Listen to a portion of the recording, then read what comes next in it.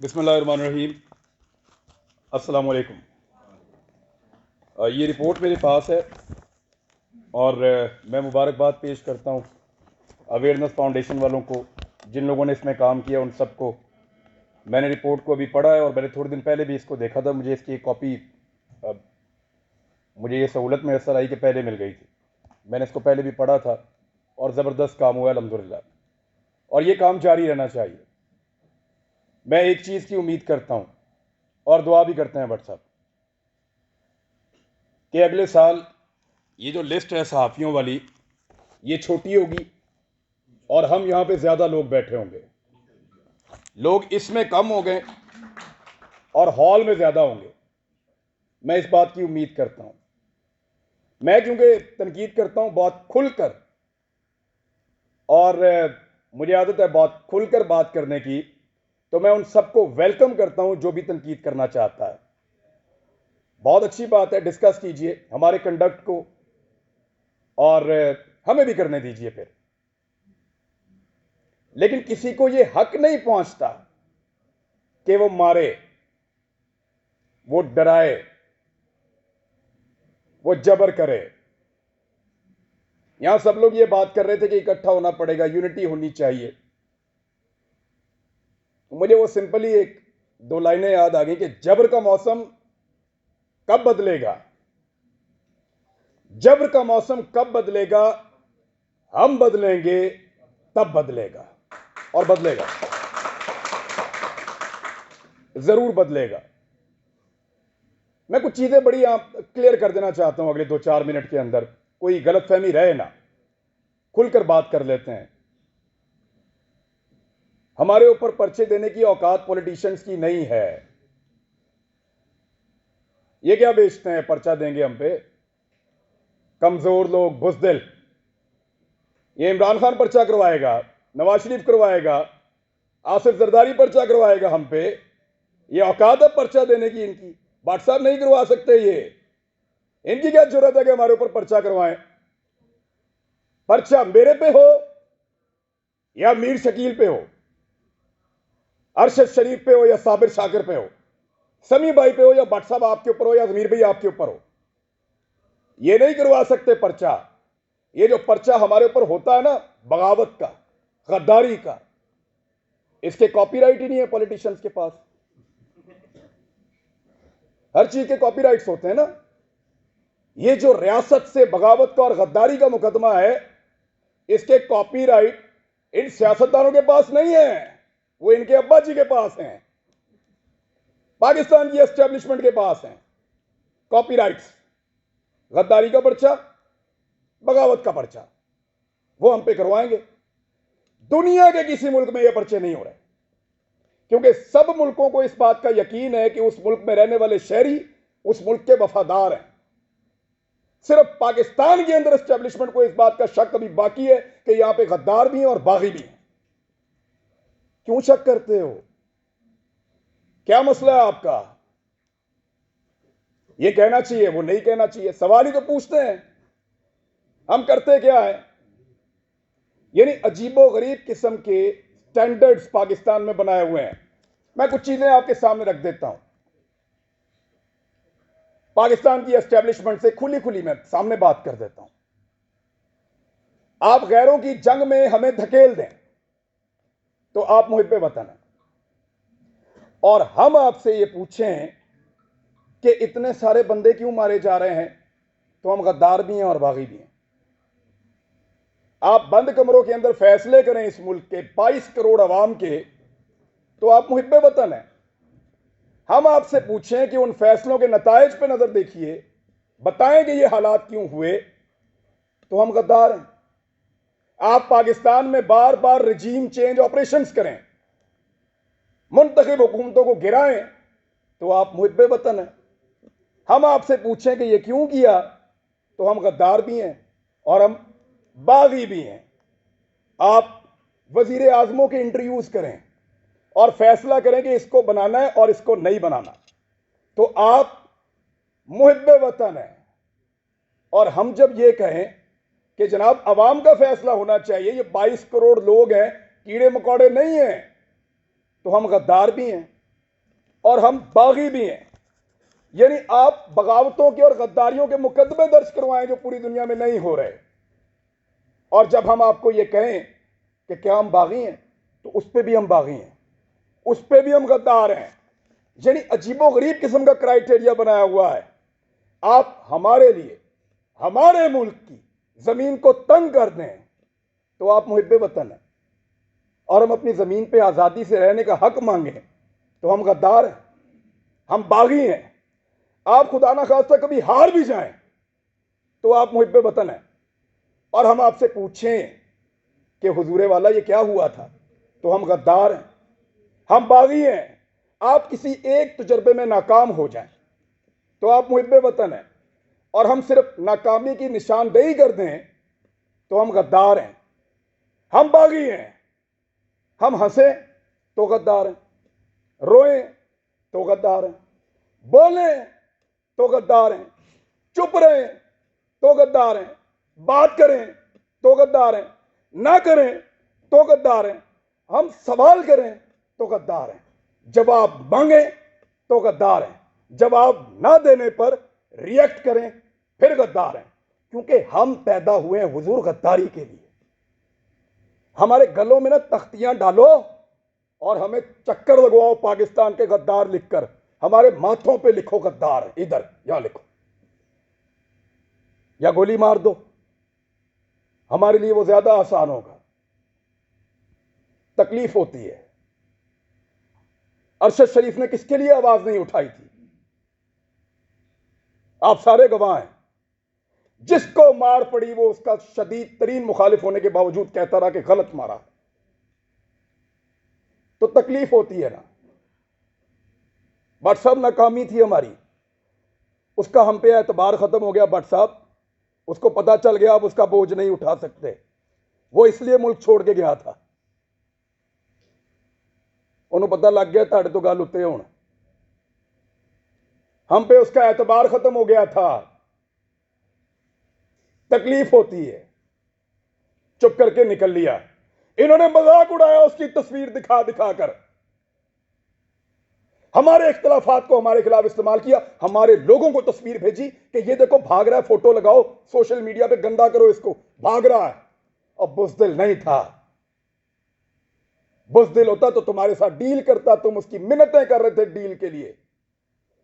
रोज उसे कहते थे कि आओ बात करें, रोज उसे कहते थे कि आओ सरेंडर करो हमारे सामने। उसके बच्चों को थ्रेट, उसकी फैमिली को थ्रेट। अकेला था, उसको पता था सबको उसने अकेले ने संभालना, कोई और तो नहीं था उसके साथ। जाओ पूछो उसकी मां से, मैं मिलकर आया हूं उस दिन। सारी बातें करने के बाद, पूरा हौसला देने के बाद, आखिर में वो कहती है कि अरशद तो नहीं है ना, जो कुछ भी हो अरशद तो नहीं आएगा अब। हम पे उसका एतबार खत्म हो गया था, इसी काबिल हैं हम पे भरोसा नहीं था उसका, इसलिए वो यहां से गया। बुज़दिल नहीं था, हम नकारा हो गए थे, हम उसको नहीं बचा पाए। मैं अभी थोड़ी देर पहले मैं मोटरवे पे आ रहा था, मैंने एक वीडियो रिकॉर्ड की। मुझे इत्तला दी गई कि आप इस्लामाबाद आएंगे तो पकड़ेंगे, तो मत जाओ। तो मुझे दो वजूहात समझ आई, या तो कोई ये चाहता है कि मैं यहां आके बात ना करूं, या हो सकता है वाकई पकड़ ले। तो मैंने एक वीडियो छोटी सी रिकॉर्ड करवाई, इसलिए कि अगर मैं पकड़ा गया तो ये लोगों तक पहुंच जाएगी वीडियो, और मुझे जो इत्तला दी है, कैसे दी है, किसने पकड़ा, ये भी पता चल जाएगा। मैंने अपने बच्चों से भी माफी मांगी। मैं एक साल में उनको कोई किसी एक मौके पर भी जो मैं उनके साथ टाइम गुजारा करता था, मुझे वो मौका ही नहीं मिला। मैंने उसी वीडियो में उनसे माफी मांगी कि बेटा सॉरी बाबा, फिर लेट हो गए हैं, लेकिन वादा आपसे पूरा करेंगे। लेकिन आपको पता मेरे दिमाग में वाइट चीज क्या चल रही थी? मेरा भी आप सबसे एतबार खत्म हो गया है। आखिर में मेरे दिमाग में यह आ रहा था कि अरशद नहीं है, बोलेगा कौन? वही था सबको इकट्ठा करके वहां अदालत में पहुंच गया था। क्यों पकड़ा उसको? हौसला देता था, डट कर खड़ा था, हर जगह उसने आवाज उठाई और पूरी कोशिश की उसने कि यह मुश्किल वक्त गुजर जाए। अभी मैं इस यकीन के साथ अंदर जाऊंगा कि अरशद पीछे नहीं खड़ा हुआ। अब सिर्फ ये एक कमी मुझे महसूस हुई है, वो इस कमी के साथ पाकिस्तान छोड़ गया था। वो तकलीफ मैंने आज पहली मर्तबा महसूस की है कि जब वो ये मुल्क छोड़कर जा रहा था तो वो कितना बेबस था, और उसका हमने मजाक उड़ाया कि फलां फ्लाइट से निकल गया, इस तरह निकल गया, इस तरह भाग लिया। उसने मुझे फोन पे बताया, इमरान तुझे पता है मैं कैमरे में जानबूझकर मुस्कुरा रहा था, वो इसलिए कि मुझे पता था ये मेरा मजाक उड़ाएंगे। मजाक उड़ाते हो यार, पहले जमीन तंग करते हो, फिर कोई यहां से चला जाए तो उसका मजाक उड़ाते हो। क्या बंदूक लेकर तुम्हारे गले पड़ जाए? वो भाई बोलने का काम है उसका, साफी है वो अपनी साफत से टक्कर दे रहा था, देता रहेगा, शहीद है, तुम्हारे लिए निशाने इबरत बनेगा वो। मैंने पहले कहा था, आज फिर कह रहा हूं कि तुम्हें सिर्फ मारना आता है, हमें और बहुत कुछ आता है, और वो हम इंशाल्लाह करके दिखाएंगे। सिर्फ हमें मारना नहीं आता।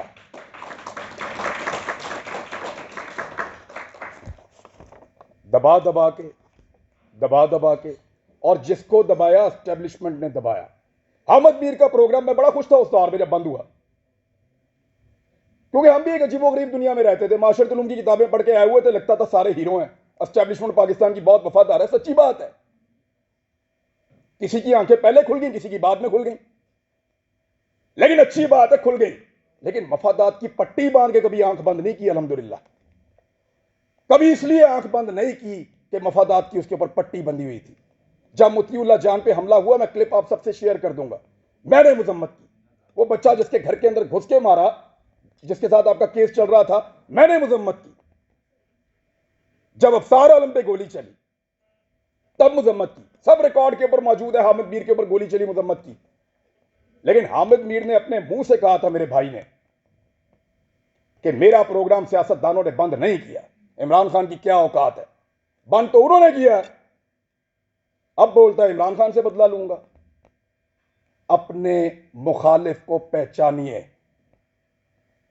फिर इकट्ठे हो जाएं, तो शायद आपकी जान छूट जाए, वरना ऐसे ही इसी तरह हमारा वक्त गुजरता रहेगा। मैं सिर्फ एस्टेब्लिशमेंट को एक बात कहना चाहता हूं कि हुजूर आपका मर्तबा, आपका रुतबा बहुत बड़ा है। ये बहुत छोटे छोटे काम है जिनमें आप पड़े हुए हैं। ये छोटे छोटे काम हमें करने दें, एतबार करें हमारे ऊपर कीड़े मकोड़ों पे, हम गद्दारों को ये मुल्क चलाने दो। आप मुहिब्बे वतन है, बहुत बड़े लोग हैं आप, बड़े बड़े काम किया करें आप, आपका रुतबा बहुत बड़ा है, बड़ा मुकद्दस काम है आपका, हम उसकी कदर करते हैं, यूं सलूट करते हैं आपको, खुश होते हैं आपको देखकर। लेकिन ये छोटे छोटे काम हमारे लिए छोड़ दीजिए, हमारे लेवल पे मत गिरिए। आप बीच में से निकल जाए ना, तो इन सब माफिया को हम संभाल लेंगे, मीडिया वाले। बस आपके खिलाफ बोलने को जरूरत की बात नहीं है, दिल नहीं करता, खुदा की कसम दिल नहीं करता,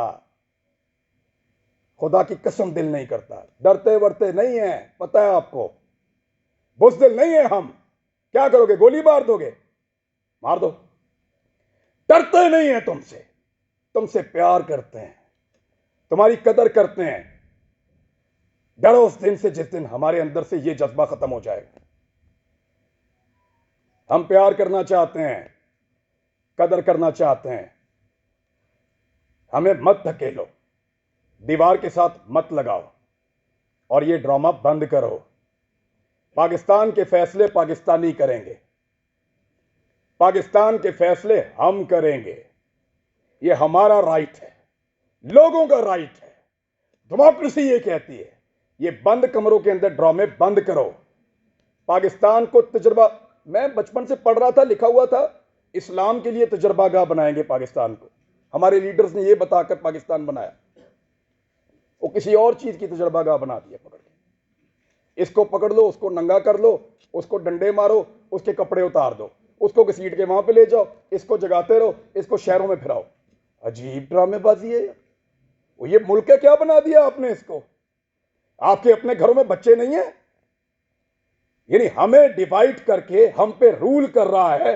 पहले गोरा कर रहा था, अब एस्टेब्लिशमेंट कर रही है। इससे अगर निकलना है ना तो एक बार सोचना पड़ेगा। मैंने यहां किसी को तनकीद का निशाना नहीं बनाया, मैंने सिर्फ बताया है कि वो कौन है जो हम सबको डैमेज कर रहा है। इस मौके से हमें फायदा उठाना चाहिए, हम सबको एक मौकिफ बनाना चाहिए, एक मौकिफ कम से कम इस बात के ऊपर कि एक को मार पड़ेगी तो सबको मार पड़ेगी।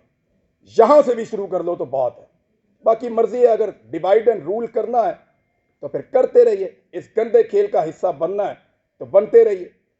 व्हाट्सएप को मैं इसलिए अप्रिशिएट करूंगा कि कोई भी फोरम हो, कोई भी जगह हो, कोई भी बुलाए, जब सहाफत का नाम आता है तो आप लोग आ जाते हैं। सर आप लोगों का बहुत शुक्रिया। हालात बहुत मुश्किल है, जिस मुल्क का चीफ जस्टिस कहे कि वो बेबस है, उधर व्हाट्सएप क्या करें बेचारे। लेकिन ये वक्त भी गुजर जाएगा, यूनिटी आएगी इंशाल्लाह, इकट्ठे होंगे, और हम नहीं चाहते कि हम अपनी एस्टेब्लिशमेंट का मुकाबला करें। ये बात आ जाओ, अब तक के लिए इतना ही, थैंक यू।